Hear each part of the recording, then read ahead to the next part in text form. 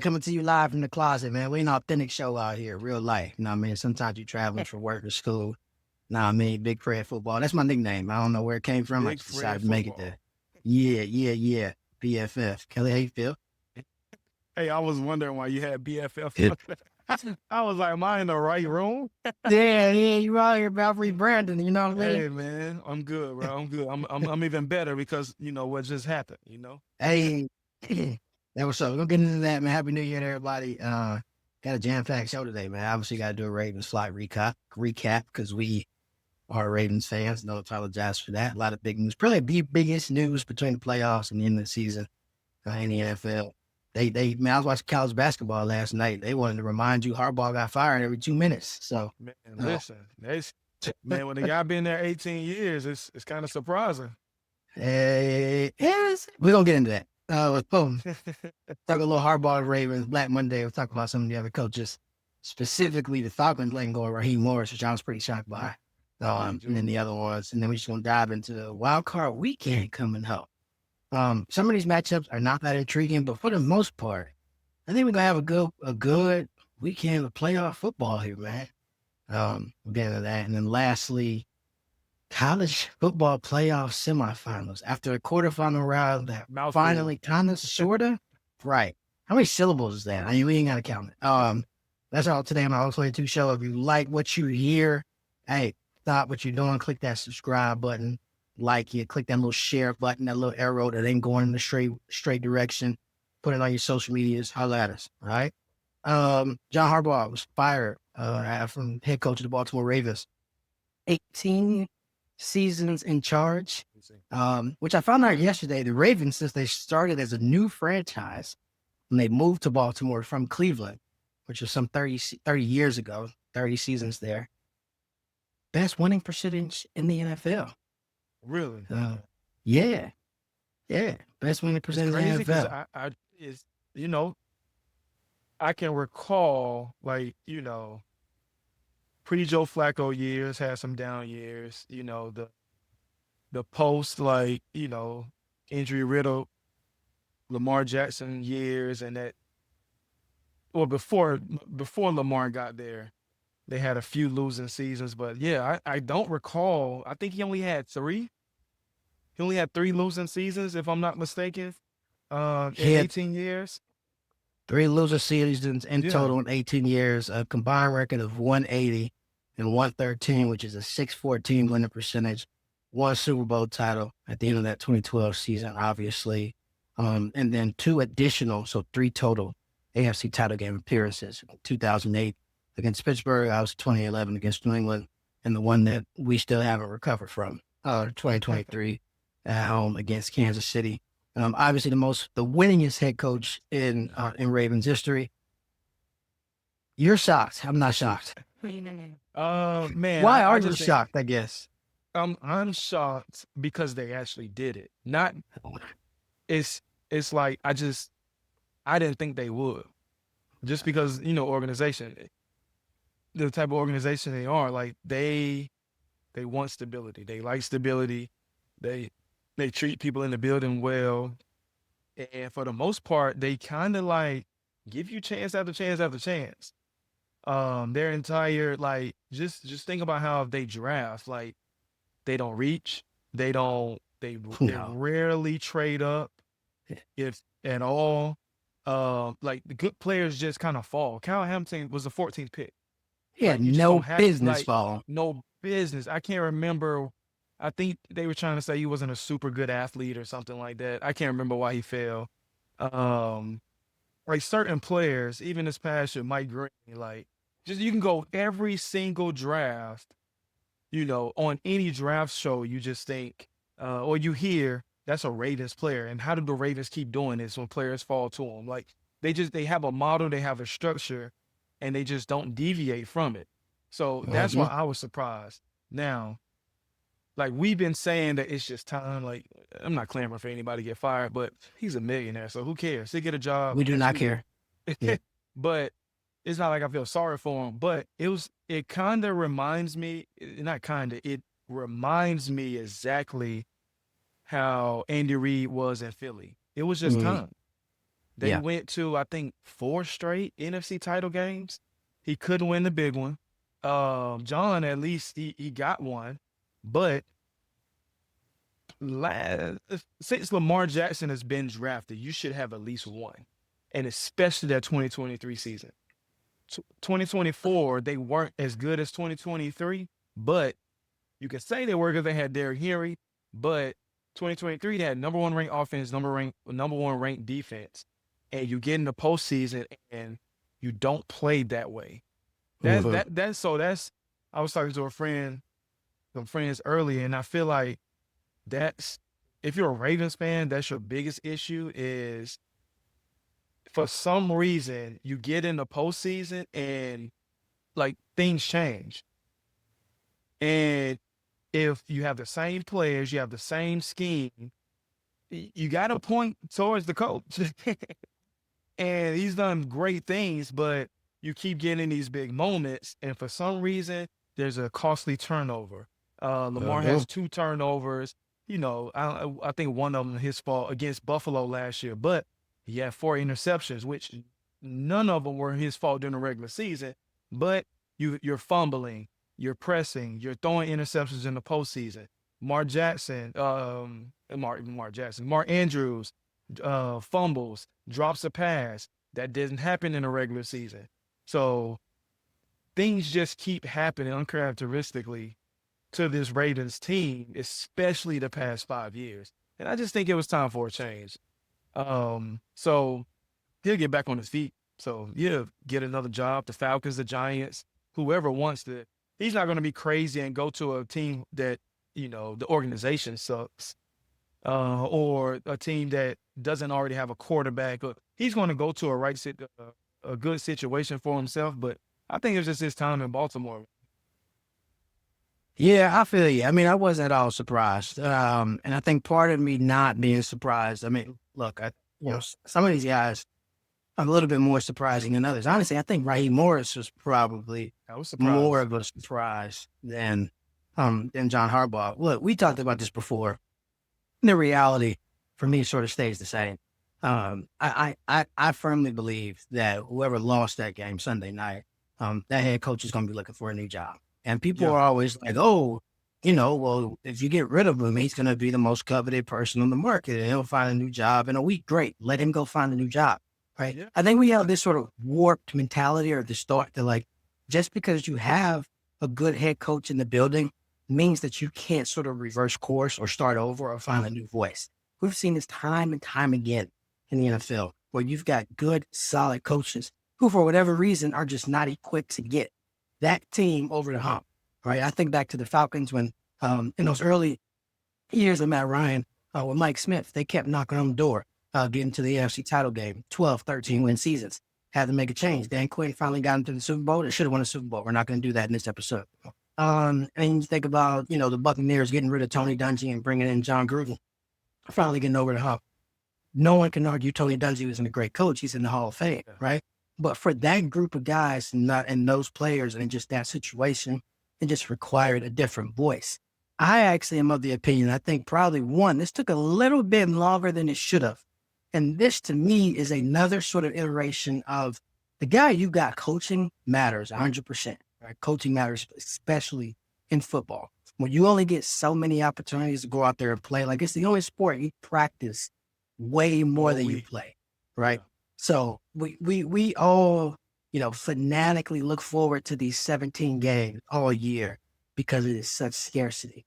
I think whenever you have something that happens with that amount of sort of scarcity, the strategy and the execution and the organization matters more than anything else, right? Like I don't know how much coaching managing matters in baseball, for example. You got a data set and you got guys that can hit and catch that, throw that thing or not, right? This sport is a whole lot different. But for Harbaugh, I go back, and you brought this up, I go back to that stretch post the Super Bowl, but before Lamar arrived. Right? They won the Super Bowl, great. The next year went 8-8, got rid of everybody. Right?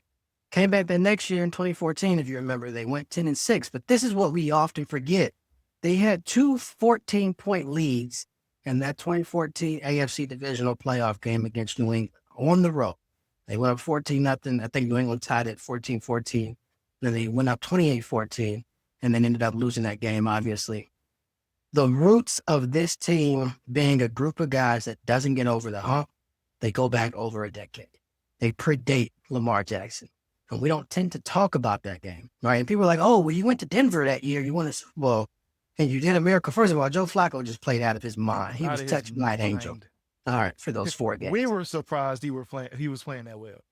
Yo, I don't think folks remember this. Like, we were supposed to win the year before in 2011. When 2012 came, I think they had started 9-2 and then they lost 3 in a row and fell to 9-5 or something, and then beat the Giants to win the division. The Chargers, you know what I mean? 4th like, and 29. We were 4th and 29 saved the job. Right? Like, for folks who have been watching this team, look, if I'm a head coach of any other team in this league, particularly if I was playing the Ravens in the postseason over the past decade, I would consistently tell my guys, we are playing a talented football team that's going to give us an opportunity to either stay in this game or get back in it. That is who this team became. And that is on no one else but the head coach. Defense up the other point, right? They went 10-6, blew 2 14-point leads in the playoffs against New England. And then he went 5-11, 8-8, 9-7. And there were rumblings after those 3 years. There were. Right? Yeah. Does he still have it? Should we move on? Was he buoyed by, inheriting just this immaculate level of Hall of Fame players? And this is what will bring it full circle for me, because look, is Harbaugh a great coach? Yes. Will he be in the Hall of Fame? Yes. I don't know if I'm ever going to watch a documentary about John Harbaugh and the Baltimore Ravens. In the same way, I've already watched documentaries on Ray Lewis and Peter Boulware and Ed Reed, and I know I'm going to watch more. All right. And so I think there's a level of his early success that's buoyed by just generational Hall of Fame players that come along once in a generation, if not every 2 generations. And then the guy who saved his job is arguably the defining player of this generation. Might not be the best quarterback. It's definitely top 2 or 3 or 4, depending upon your rankings. But you had a generational guy come in here, and in many attempts, you haven't been able to get over the hump. I'm actually mad it didn't happen earlier. We had this great year. Mike McDonald was in the building, could have hired him. Zach Orr was a little bit of a disaster. I'm sorry, I hate to talk about the black man like that. Yeah. But that defensive coordinator hire just did not fit. It didn't match. And I think we can finally sort of admit that. Yeah. Right. And so, look, I guess now the question kind of shifts to who do you bring in here? But if you have the most electrifying player of your generation, which to me is non-debating, right? You can say you'll take Patrick Mahomes, you can say you'll take Josh Allen, you can say you'll take Joe Burrow. If you catch me on any given day of the week, depending upon my scheme and whatever else, I might take one of those guys. But the most electrifying player of this generation is Lamar Jackson. And you haven't even made a Super Bowl appearance. You got to go, bro. You got to go. Bottom line. And what's crazy is Josh Allen's time. It's a different dynamic, because you just brought up Josh Allen, because they've been losing to the same team.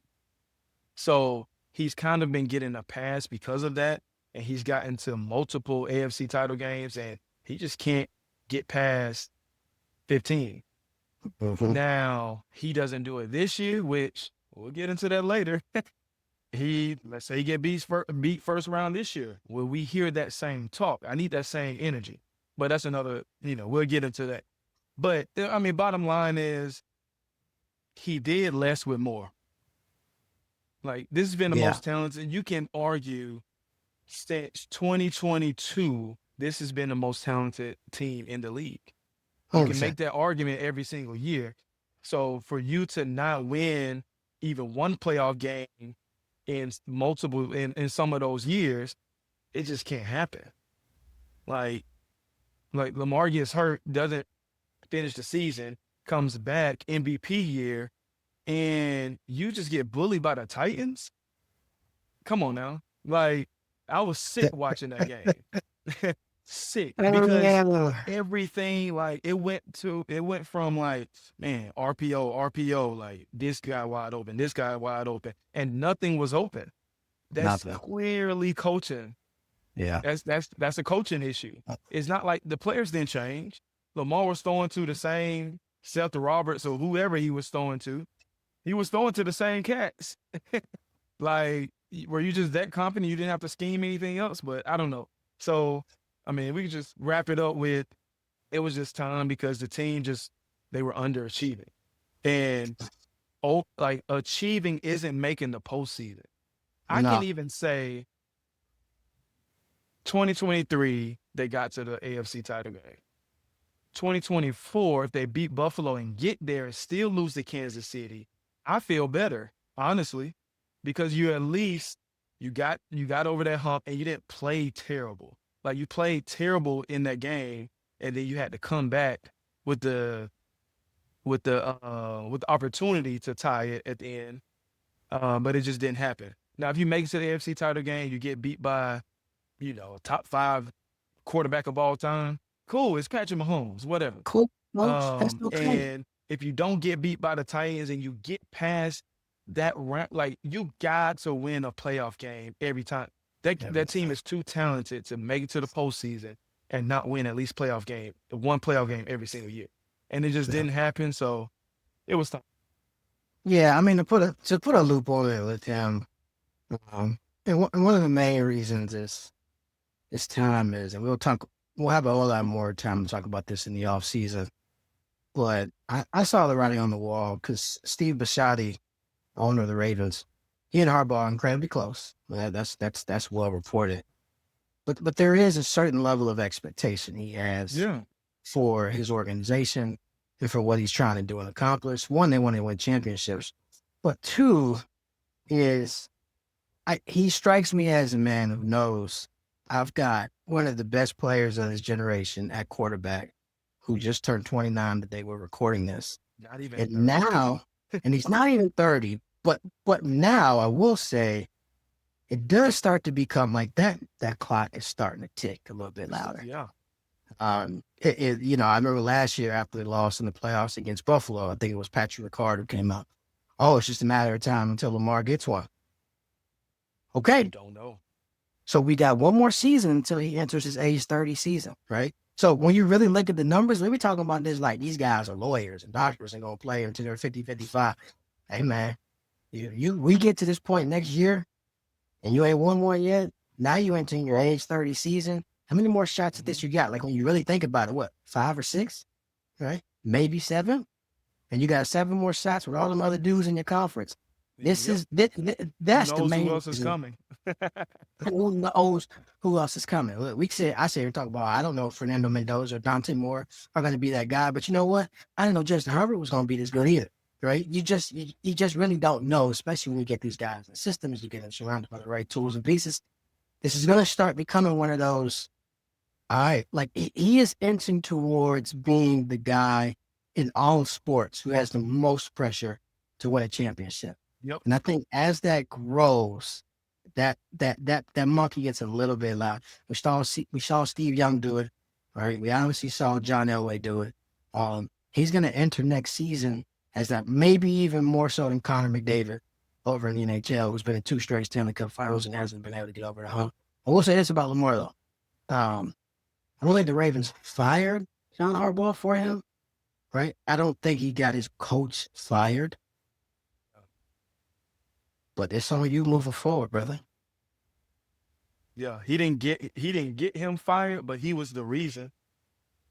Because you can't waste these years. You got to shake it up and see, all right, is this on Lamar or is this on John? Now we got to figure something out. Let's try something new and see what happens. Because if you didn't, you're just going to keep rinse and repeat. So that's it. So if I'm Steve Bisciotti, and I think I've read this, I don't know how true it is. Lamar Jackson's going to have input into the head coaches. If I'm Steve Bisciotti, Lamar, you sit right next to me in all these interviews. You are going to be an intricate part of this interview process because when you move on in 10 years to whatever's next for you, and I still own this team, I'm not going to have to wake up every day and look back at this time of my life and my career, my ownership of this team, wondering what if. You are going to own this as much as I am. And I know that's not normally a situation or tip, we might put a quarterback in, but I think that's relevant for him in this case, right? Because like a decade from now, I got to be able to wake up if we don't win one in the next 5-6 years, right? Yep. And be like, okay, I had this generation defining player I did everything I could to put him in a situation to win it, right? And I'm not sure he can say that over the past few years. That's okay. Stability in the organization is there. But over these next few weeks, hey, man, you come help me pick out this coach because I don't want to hear no excuses. You gotta go get one. Yes. Yeah, let's do it. I'm excited about it, honestly. I guess we're gonna move on to the birds, man. The other birds down in Other Atlanta. birds. Raheem This one, Morris. this one shocked me, man. This one shocked me because for 1 year, 2, and so the difference in both of these teams, the Ravens, they had these close games, and they're close to getting over the hump. Atlanta is only in year 2. I think all of their losses, aside from maybe that Carolina loss, was one-score game. With when they had the lead, Yeah. like they either took the lead late or had the lead, or whatever the case may be. I can point to, I remember Indy, the second Carolina game, Tampa Bay, I believe. Man, it's like 5 or 6 games, even New England, where you throughout the game, you're like, man, the Falcons can win this, and then some way they lose. Like, it's something too in the coaching world. Like, you literally have to, and I know they're grown men, but teams have to learn how to win. Yeah. And that goes for the coaching staff too. Like, your decision making changes, like this call, that call, challenge that call, timeout here, there. This personnel comes in, like, I'm gonna make this play call in the red zone I'm gonna change it from week to week. Like, all of that goes, is not just I'm calling plays. So for the casual fan, it just doesn't, man, it's like you can't just rely just on paper. And because that other team over there, that personnel, those players, they get paid too. So they're doing the same thing. They're trying to win a game. So you have all of these close losses, plus you end the season on a 4-game winning streak. Yeah. In my mind, I'm like, bro, run it back one more year at least to just see. Like, Yeah. talk to Raheem and be like, look, like, offense wasn't clicking. Zach Robinson got to go. I love the defense, pass rush. They haven't had a pass rush in so long, like ever since John Abraham. And so you really, really fix one side of the ball. The other side is just inconsistent. Yeah. London has been hurt. You can't just hand the ball to Bijan. Your technically rookie quarterback is out. You got to insert Kirk Cousins back in. So it was a whole crazy situation. So I'm like, bro, this season is pretty much a wash. Like, bring the man back. Let's see what you got. And if the same thing repeats, all right, let's move on. So I was surprised with the Ravens move because I didn't think Steve Bisciotti would do it. I'm surprised with this one just because I felt like he deserved at least one more year to kind of see where it went after that. Yeah. I think for me, the Falcons are actually the one organization that I can actually pretend to be a journalist about because I do know a couple of guys who work there, working in front office. So there were rumblings about this, and about after that sort of midseason, I think it was a 5 or 6 game losing streak. It was one of those things to where unless they just tear it up over this last stretch of the season, and Falcons owner Arthur Blank goes into the offseason feeling good, Raheem's probably going to get, can. I think the biggest reason why I can't say I'm surprised nor argue for him being retained was the way in which they lost games. And what I mean by that is, they went out to San Francisco early in the season on Sunday night, lost by 10 points. There's no shame in that. I'm not sure if Brock Purdy played in that game, but that was before sort of they kind of, that 49er defense, took on a lot of additional injuries. But that's not the issue. The shame in that is coming back that next week, hosting the Miami Dolphins. A team was not playing as well as terrible at that time. And they got boat raced 34-10 in that game, right? No shame in one New England losing.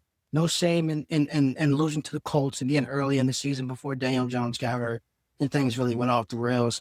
2 losses for me really exclaim sort of where they actually 3 losses. It was that game against Miami at home. The loss to the Jets is inexplicable. Well, particularly in Oh hindsight. yeah, Because that was the one because for it, me. because if you don't lose that game, then Sunday's game you win the NFC South. And this is an entirely Literally. different thing. And, and Yep. and now you're hosting the Rams, the team you just beat a couple weeks ago, Yep. right? Now you have And in a, beliefs. and in a year when anybody can really win this thing, it completely changes. And I think that's the challenge with all these guys is you get such a small opportunity. This is such small sample sizes. You can't really let games consistently slip. And with Raheem, it was a matter of a lot of close one score losses, which to me is as much of a reflection of coaching as anything else. But there were also too many instances where they just didn't show up, right? You host Seattle, they're coming across the country to play at 10 a.m. They got boat race in that game. It's just there's not enough consistency in kind of how they showed up, especially with the talent they have. Now, look, I think the biggest issue that they have, they got to figure out that quarterback situation. Um, you know, and, and this is why Terry Fontenot had to go too, because you've invested. And look, I never thought getting a first round pick was that big a deal. And now so everyone's got off that group think, right? When everyone says, oh, what a stupid move by the Falcons. You know, one, who cares about the picks when you're actually getting impact players? James Pierce Fields, I think, Literally. half sacks, right? Yeah, Like 10 and a half sacks. they finally have a pass rush. So that wasn't the issue. I think the bigger issue is not even that you drafted a quarterback 8th overall the same offseason you gave another quarterback $100 million. It's you took the guy who already had 2 knee surgeries, and then he comes in his first full season starting and then tears another ACL. We have no reason to believe that he's just not going to tear his ACL again, right? Like, you don't really get a pass when you take guys who have college injury histories because you don't have a reason to expect that that history won't translate to the next level. They might be one of them folks that are like, hey, is there any veterans to kick the can down the road with? You think Kyler Murray in the backfield handing out to B. John and throwing some darts to Jay London? I see it. And Kyler Murray, no. I vividly remember the Kyler Murray is better than Lamar Jackson talks by your Man, they boy, hate Mr. that young Ryan man. Clark. They ain't apologizing for that, though. Man, I'm like, come on, bro. What do y'all see? I never saw it in Kyler Murray, but I that's didn't another either. story. I didn't I either. don't I don't It know was what, man. I don't know what they do moving forward. Like they restructured Kurt's deal. I think it's to save money right now. I think they plan on cutting him probably post June 1. So they can save a little bit more money. Um, if they signed Kyle Pitts to an extension, it's confirming to me that they're an unserious organization yeah. because the Don't let guy what this had season for. a pretty solid rookie year, disappeared for 3 years, and now you have another pretty solid year in a contract year. If you give that He guy $17 million a year, you're an unserious organization. But it's just I don't know. What I think because of the offensive personnel, I don't know who they're bringing, who they're even looking at, but Jeff Ulbrich did a great job. great job. I'm bringing Great that guy job. back. I'm trying to bring that guy back. I'm trying to hire an offensive minded head coach. And it doesn't have to be necessarily a former head coach. It can be a new head coach. I don't know. But leave the defense as is because they play great. Now you bring out the strengths of whoever you want to start at quarterback, whether it's Michael Penix Jr., Kirk Cousins. Good thing about Michael Penix Jr., he's a first round pick, but you're not paying him like $40 million a year. Yeah. So if you can cut Kirk, I don't know the dead cap money, and I'm not a capologist, but bring another vet in. If he doesn't win the job, you're not all bad because you're not paying the guy a whole bunch of money. So I don't think before the Ravens job came open, I thought that was the best job open Oh, 100%. because you're in a weak division. Tampa can't figure it out because they lost the best, the guy who's probably going to be coach of the year in Jacksonville. Lost that guy, Baker tanked. They have all the offensive skill weapons, and everybody's old. So you can't rely on an aging offense and defense to continue to win the division. The Panthers, they slid in there. The Saints kind of look like they have their quarterback. Might have So, like, this is your time to really get it right because I don't know the entire division. Whoever have the worst, I'm assuming Tampa has the worst cap situation because they have more household names. But man, if you can just figure it out, if you can hit on the right coach right now, that team isn't far off. You see that in that same roster was a few plays away from what did they win? 8 games? Man, they should have won 5 more. He At least. beat At Buffalo. least. So you shouldn't have got. There's no way you get beat by the Jets. Most of the time you split Carolina. Most of the time you split Tampa Bay. That's 3 right there. You should have beat the Colts. You had that game over there in London, and you should have beat the Patriots. That's 5 that I can think of, and I'm probably missing another one. But that's 13 wins. You're at the top of the NFC, and we're not having this conversation. So that team is not far off, but you got to get a man, a leader in there that can kind of get this bad voodoo out, because when the Falcons are in a close game, in my mind, I'm like, oh, they're going to blow it. So I can imagine what the real fans are thinking. So get a real man in there, and I'm not, saying Raheem isn't a real man, but you got to get a guy who can just build that confidence in that team. Yeah. They need a leader of men down there. In the way that I think Baltimore could use some discipline, but they need somebody who can scheme a little bit more on the offensive side of the ball. Draw up some ways to get to the quarterback. The good thing I think that all Falcons fans should be excited about is you have things and pieces in place that you can't coach. So you got arguably the best running back in the game. You got a great wide receiver with great hands and great catch radius and Drake London, a Mr. Reliable on third down. And you got not one, but 2 guys who can get you the quarterback. All right. I'm not making projections on who James Pierce and Jalen Walker want to become. Well, I know this year, I think last time they were 6th in terms of sack PA. I don't think this franchise is ever going that well in terms of. They were second in league in sacks. Man, crazy, right? Like, and this is both those guys' first year, right? Can't coach that.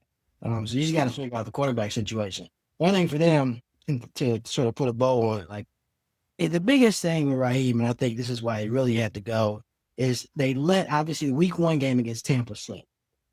Came back, Penix drove down, had a chance to tie the game. Had Cool missed the field goal. Just some bad clock management, other decisions in that game. Went to Minnesota, tough game to do. J.J. McCarthy played terrible, but tough game to do Sunday night the following week. And then it was that week 3 loss to Carolina, 30-0.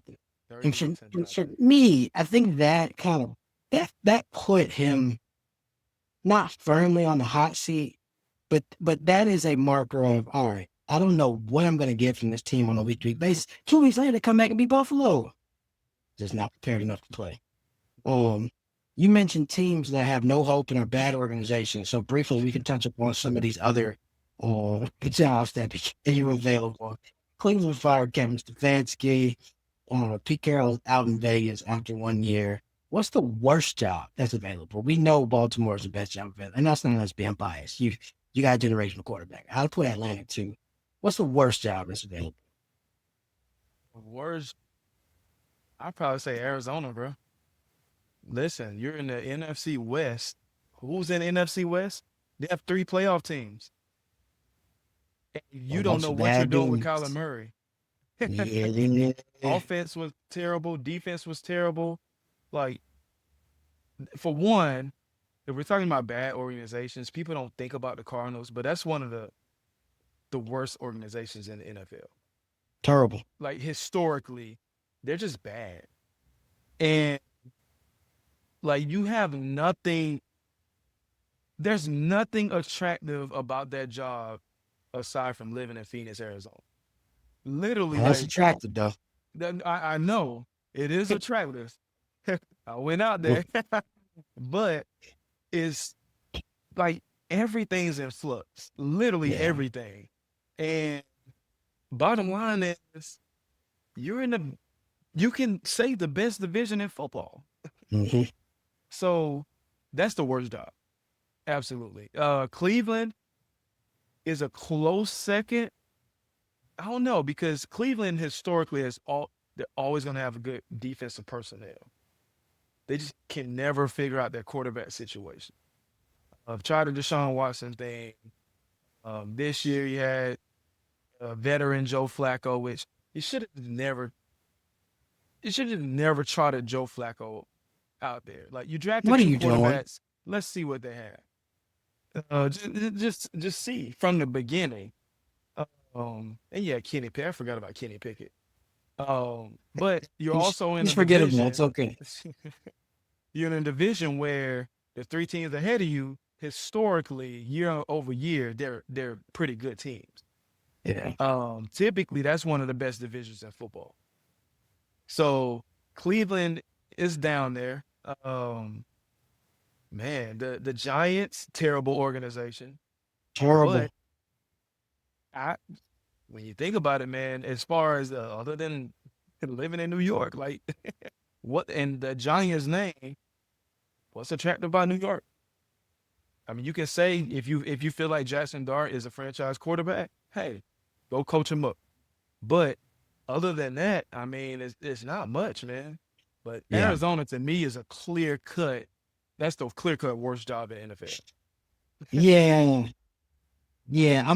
I don't disagree with that. If I had to pick one, I want to go with Tennessee though. The Arizona job's bad. Um, I don't know if Tennessee is worse, but they're not in a good position. Wait, Just, they're getting a new stadium, right? they Is are that getting a new $1 billion this indoor coming year? stadium. I think the year after next that they're not going to be able to put anybody into because other than Jeffrey Simmons, there's nobody there that really is business Yeah, playing professional they're football. terrible too. Um, How did you get rid of Arizona Mike is terrible Vrabel? though. And the reason why is Kyler Murray's dead money cap hit for pre-June 1 cut right now is $54.7 million. All right. If you wait until after June 1, it's 47 million. So that's just a whole lot of damn money. You are stuck and teetered to him regardless for another year. I will give you that. At the same time, God bless Cam Ward. I'm sure he's a wonderful young man who's overcome a lot of adversity. And I wish him nothing but success. I didn't see anything from him that shows that he is a top flight starting quarterback in the NFL. Now, I will qualify that with how pitiful this roster is. They have $95 million in cap space for a reason. The challenge for me though is they have so many holes. I don't think $95 million goes that far. There has been a significant derelict of duty in this front office over the past few seasons.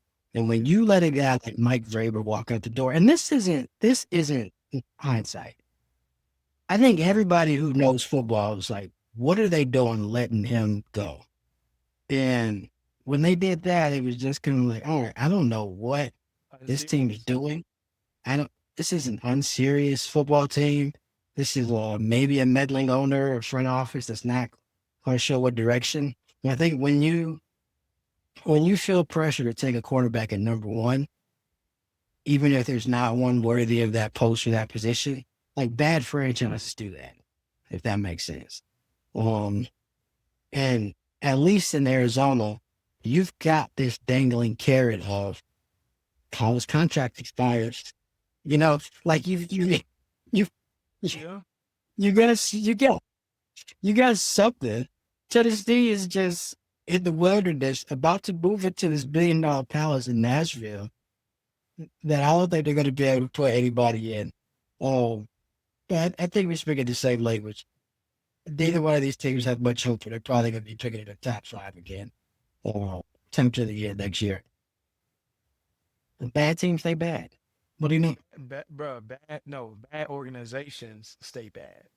Bad organizations. And like They you have said, bad owners. this is not a hindsight thing.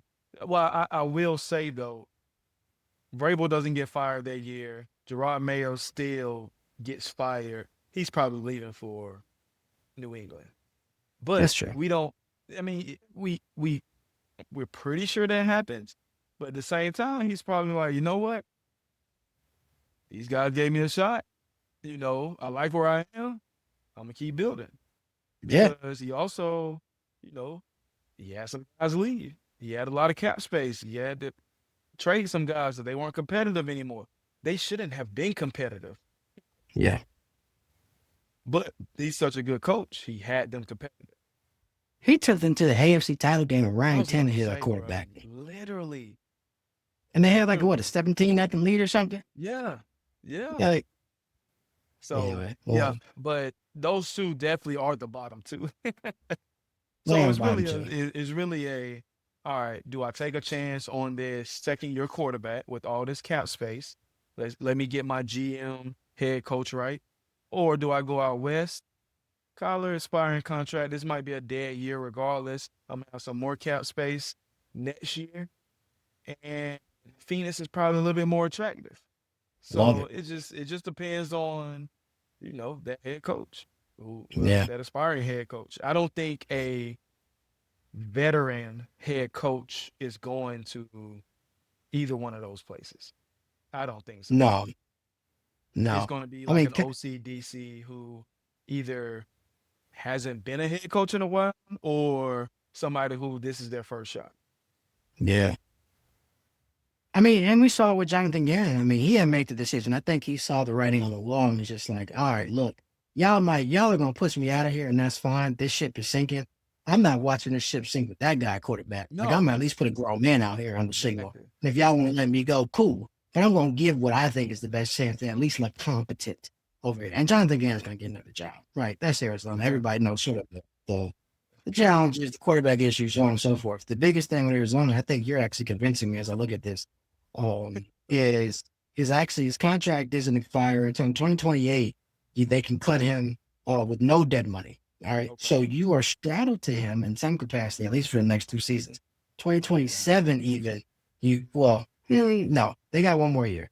2027, they can cut him before June 1. It's only 7.2 million in dead money. So he's out of there by then. He's out of there. All right. Yeah. He's going to be cut on the first day of the league year next offseason. Okay. Yep. I don't know what they do this year.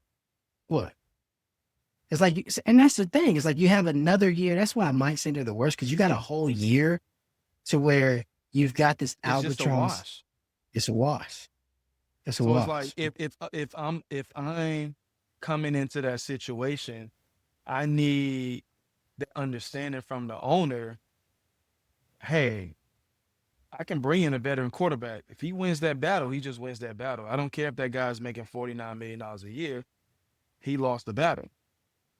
Now, if it's that one of those situations, hey, you're good because you come in establishing your culture right away, and then you're gonna cut that guy for $7 million anyway. Yeah. So, in that type of situation, yeah, I'm going to Arizona. Yeah. Phoenix, not Phoenix, Tennessee. I just don't know.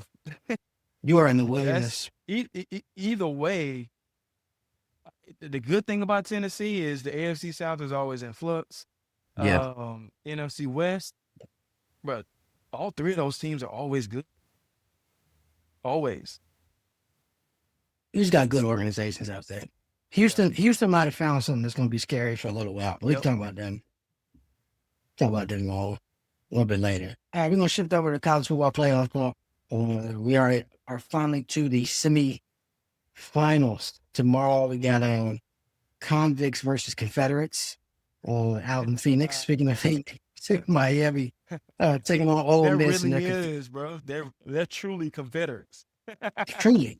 What's going on with the helmet? Like, it looked like some Confederate battle mapping on their helmets and whatnot. Like, anyway, we didn't have to call it. They still call themselves the Revolution. There it is. And then Friday, I think, is the big boy, the heavyweight joint. I don't think I'm hiding the ball much by saying I think Friday is the national title game, but whatever. Between Oregon and Indiana down in Atlanta.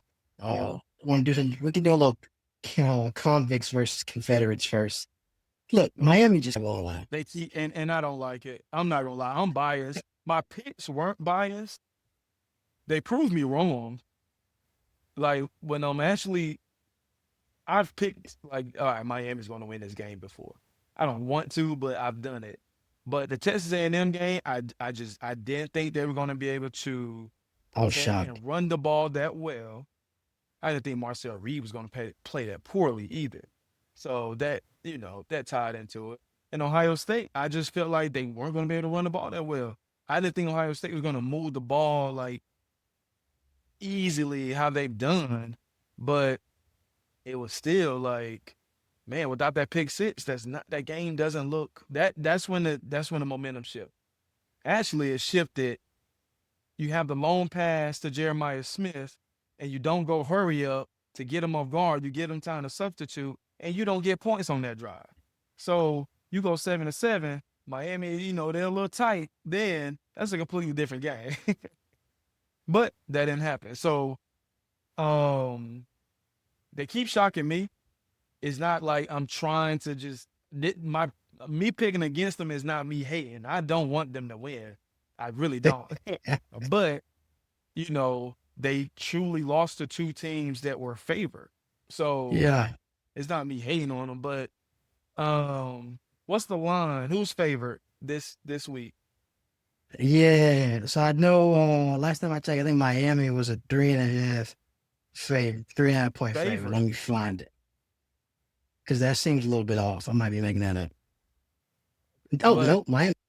You said 3.5? 3.5. 3.5. So what I'm expecting, or the odds makers, I think that they don't feel like Ole Miss can stop their running game. And they shocked me last week by how well they played against Georgia's running game. Yeah. So Miami, surprisingly, a little bit more physical than Georgia this year on the offensive line. So they were able to run the ball against pretty much whoever they wanted to this year. I'm picking against them again, and I'm not hating. Man, that quarterback. So this is the thing about really great defenses can stop you when you're trying to play on schedule. When you got a guy back there who plays great on schedule and off schedule, that's tough to beat, man. Because if you have a great pass rush, which Miami does, you get that guy running around and he can throw accurately on the run, and those receivers are top level, and you have a top flight back who can actually run the ball and catch the ball out of the backfield. Think like, for the way Miami has been playing, they haven't played. I thought how I thought Marcel Reed would beat them. He's not better than Trinidad. So I think, not saying they're going to blow them out or anything like that, but it may be similar to that Georgia game where that guy just makes some spectacular plays. And I still don't trust Carson Beck. And he still hasn't given me a reason to trust him. They haven't won because of him. And at some point, you're going to have a quarterback who can make some plays. Now, in that game last week, that 3rd and 9 conversion when he ran for the first down, I think that was the biggest play of the game. Ohio State had momentum. They stop him there. They get the ball back. I think Ohio State is scoring. But what Trinidad, what he showed me last week, and I'm kind of foreshadowing, I'm thinking in the future, it would not surprise me if they win it all. But it's because of that guy right there. But I think I'm going with, again, I'm picking against Miami. I hope this one really sticks. I cannot take the Miami Hurricanes win the national title, bro. I can't take it. We're gonna get some Miami fans.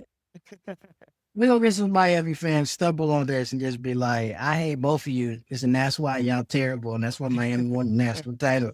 And we're gonna be eating a crow all season. Look, man, you already brought all the analysis to us, so I'm gonna slide with it. I mean, I continue to be impressed by that front seven and just the dogs they have up there. And so I think that's one of the fascinating approaches. But this goes back to one of the things that I said the last time we talked. And this is one of the reasons why I knew Ole Miss and Georgia would be a close game. Now, I thought Georgia would eventually pull it out. So, the Ole Miss defense came up and made one bigger play, one more big play than Georgia did. But again, this is still college football. And Trinidad Chambliss is different. and the way he's Boy, it's playing is different, bro. different. And Miami has a lot of guys on that defense that are going to play on Sunday. They got some that are going to play for a long time, and they got a few in that front seven who are going to go on the first day or the first couple of days of the draft. But that's not everybody, especially when you get 2 and 3 deep, and the way and the speed in which this Ole Miss offense moves in a no huddle and just the regular pace with it. I think they're going to have. Look, I'll give it to you this way. I think early in the game it's going to be important for Ole Miss to come out and sort of keep them off balance. A lot of RPOs, a lot of quick short passes. Like, just let your nerves calm down a little bit and get into the rhythm, judge and adjust the pass rush. Let Trinidad get back there, really get a sense of how big and how fast Ruben Bay and some of them other guys are, and then get the ball moving. But for me, as time goes on in that third or fourth quarter, when you're leaning a little bit more on your 2 deep guys, and maybe you get an injury or something on the front seven or in the secondary, those guys are not equipped to deal with the special skill set that Trinidad James is going to present at quarterback. They have not seen that. Julian Sayon is not that good. Marcel Reed is not that good, right? This ain't even really a conversation of Ole Miss as a team. Sure, right? We talk about the defense. They made some great plays. One guy. We talk about one guy. Him and maybe another one with Keelan Lacey, all right? Keelan Lacey is a kind of, but between those two, they bring an element there in that RPO that I don't know if Miami is equipped to deal with. And honestly, I think maybe there's only 2 teams left that can deal with them. They're going to play in the other game. This is completely solely for me about Trinidad Chambers. He's not Deshaun Watson. Please don't get me wrong. He's not Vince Young. Don't get me wrong. But the way in which he's played the last couple of weeks and the way in which I expect he's able to show up tomorrow night in Phoenix, I like Ole Miss for that reason. And a layer on top of that, I think even this would be a lot different if, say, it were an opening round game and Miami has that 2 weeks to prepare. It's not a short turnaround, but it's also not a long one. And I like Ole Miss. The projections are all over the place on this. S&P Plus likes them a little bit more. Vegas likes Miami a little bit more. I guess maybe they're tired of getting burned because I think Miami was underdog in the last 2 games as well. I don't care. I'm stubborn. I'm sticking to my picks. I'm going with the Confederates, which makes me sad to say. Okay. Same here, bro. Same. And like you mentioned the defense, and I know they gave up 30-some points, but 7 of those was a fumble return right before the half. We forget Ole Miss was down double digits or by 9 or something like that. That does not happen against a Kirby Smart led football team. Nope. Ole Miss gets up 10 points against Miami, is over with. Like I don't feel like, again, it's not me bashing some programs are just different. Yeah. Like I go by what I've seen. So what I've seen from a Mario Cristobal led team is at some point they're gonna wet the bed. At some point, I don't know when, but that adversity hits and something happens. Now it hasn't happened in these last 2 games. They've been playing very well, but what I've seen that guy do against a Kirby Smart defense, it's hard for me to not think he can replicate that or duplicate that. I'm sorry. So I got to go with the Rebs, man. Yeah, I love that Lane Kiffin's assistants are just coaching his former team. I love it. He wants them to be down there in Baton Rouge recruiting. I love that. I love it. He's gonna end up. He left Ole Miss for LSU specifically to win a national title. To win a national title. I hope they win. I am obviously picking and relatively confident in the fact that he's going to end up watching the team that he left play for a national title in 12 days. I can't wait. And he can say whatever he wants on camera, but he's going to be salty. Because as a human, I would be. Yeah, and he should be. And he deserves every ounce of it. And this is like an off-season conversation, but this is why, and I said this when he took the job, I'm like, this is a new college football world. You leave Ole Miss for LSU a decade ago. That is not an easy decision now. You don't do that anymore, right? Bro, did you see Mark Cuban just he just gave Indiana money just for the transfer portal. That program ain't going nowhere. Just for the transfer portal. So in this age of college football, why are you leaving Ole Miss? Like, and let's just be honest. If he's on the sideline, they're still at this point. They're still in the semifinal. Shit. And like somebody is gonna come up and like, hey Lane, here you go. Get what you need. Because we need to get right back here. He's gonna get that contract extension. And he's going to get the money to pay his players, the ones that he needs. Trinidad was going to come back. Kewan Lacey was going to come back. You're not leaving Ole Miss as a player. You're not leaving Ole Miss for LSU when you got further than them this year. And you've been better than them for what? You've been a better program than them. So in my mind, I don't know why he left. His mind, he's probably like, you know what? I can't get over the fact that LSU 10 years ago, like you said, it would have been a no-brainer move. You leave, No-brainer. you took Ole Miss to where their peak, and you go to LSU or you go to Florida. But in this era, nah. You built that. You built that, and you're leaving. Nah. You can do it from anywhere. Yeah, I can't wait to see results. Last one for this one, and this is going to be, I think, a heavyweight fight. Oregon and Indiana are going to meet in the Peach Bowl Friday night in the other semifinal. Indiana stands as a 3.5-point favorite right now. Dan Lanning, who's a psychopath, against Cursing Eddie, who's also a psychopath. It's a great match. Man, I'm gonna be locked in. I wish there was a way after the game. And I know you can't do this, to just pick a sideline and just be in the headset. I want to hear those guys coach during the game, because Persignetti, like I'm becoming a huge fan of the man. I love the brashness. I love it. I love it. My man said, "I win." That man said, "I'm him," and he's winning.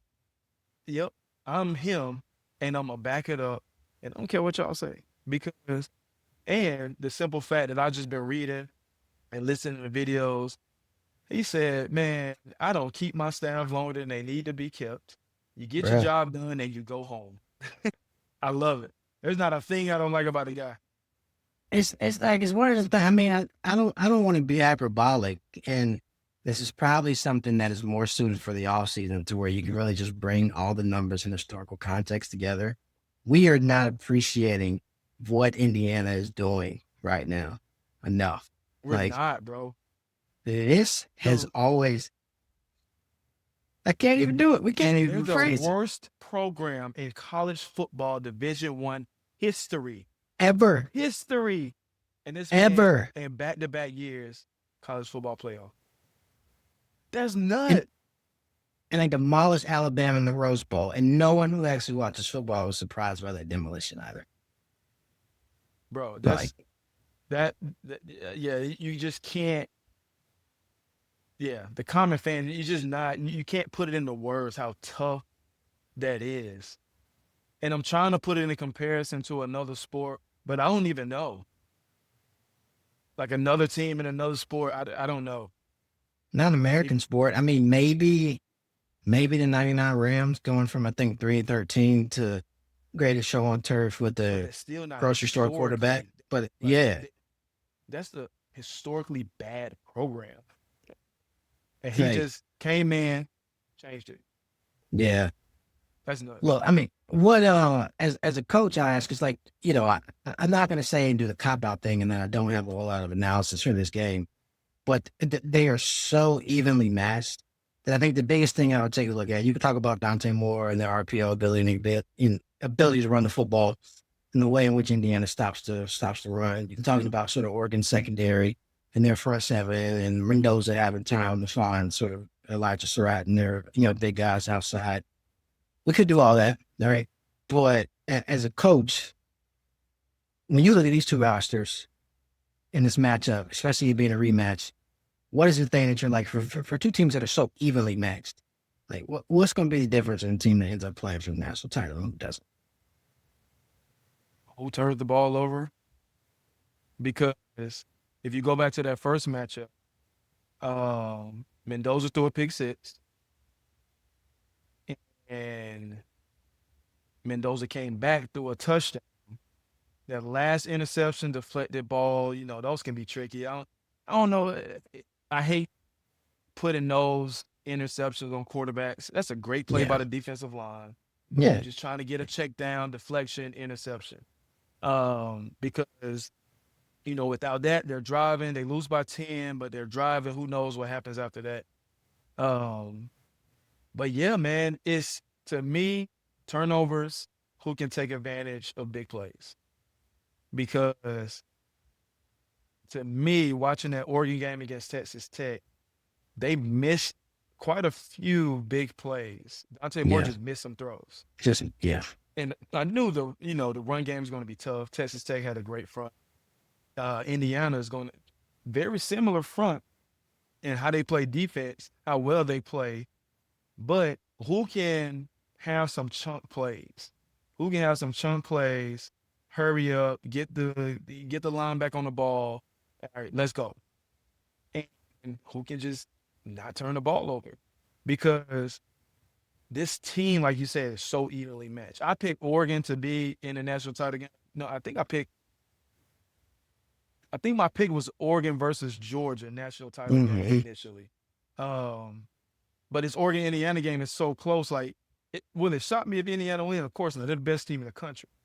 But I think that's the key, man. Like, whoever that, I feel like at the end of this game, whoever the winner is, you're going to see, all right, they have more takeaways than the other team. It's not going to be like 40 to 37 type game or anything like that. This is going to be a game that I love when, teams score. But when you see defenses making plays every series, then you get like, all right, this team had to drive, 13-play drive, 7 minutes, and then they scored. You get a 27, 24, 24, 21 type game. Those are my favorite games. Yeah. Because you clearly see these teams are evenly matched on paper as far as personnel. And, man, these guys in the booth, they're really dialing it up. Like, they did their homework. And it just makes me happy when I see defenses making stops. Like, man, that guy made that play because he's well coached and he knew what was coming. I can tell he knew what was coming. That's film study. That's preparation throughout the week. So those are the games I like, and I think it's going to be that type of game. Now, if it ends up being a 10-point game, that's because somebody pulled away late, like a garbage time touchdown. But I think this game is going to be much better. I say a much better game than the other one just because of my style and how I like it. The other game may be a little bit more entertaining for the common fan, but I just feel like this game is going to be a really, really good game. I guess I got to go with Oregon because I picked them to win a national title. But, yeah, this is going to be a good game. You got to stand 10 toes down, man. I got to stand 10 toes, bro. Hey, I think it's going to be a great coaching matchup. I'm just saying, we kind of like the same kind of football. Look at the matchups in the trenches, which I think both these teams have some of the best front sevens and offensive lines in all of football. I pick Indiana to win a national title. I've had a number one for about 10 weeks now. So ever since they beat Oregon the first time, actually, I was like, all right, this is for real and this ain't going nowhere. Yeah. I'm still picking Indiana.